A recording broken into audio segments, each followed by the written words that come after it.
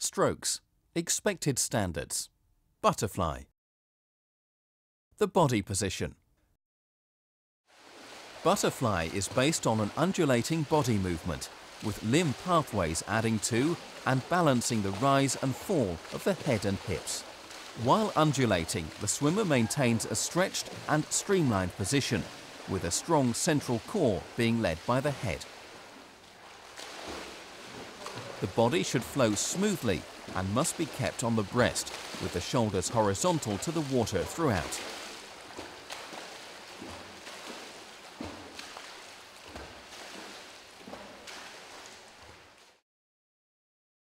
Legs and feet. The leg kick is simultaneous, powerful and rhythmical. The kick predominantly originates at the hip and is kept within the body width.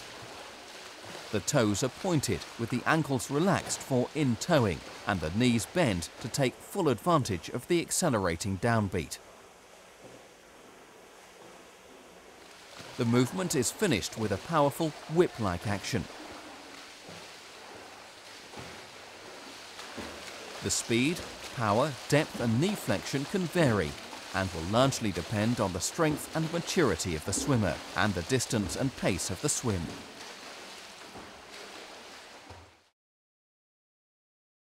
Arms and hands. The arm action is both rhythmical and symmetrical and clears the water during the recovery.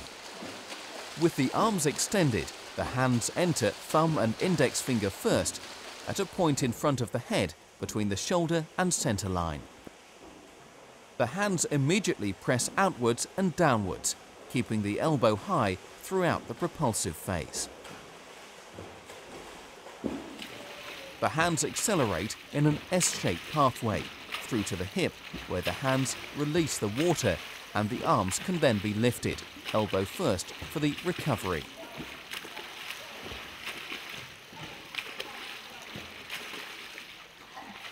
The arms are then thrown simultaneously over the water in a manner which suits the swimmer's build and flexibility, using a pathway which prepares for an effective angle of entry.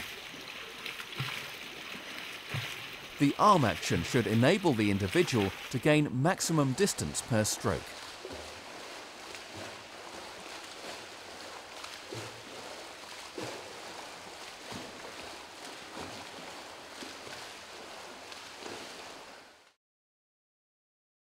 Breathing.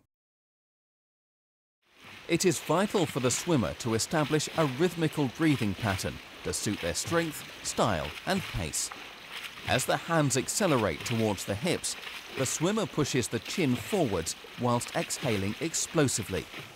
The swimmer inhales quickly as the arms exit and once the chin is clear of the water.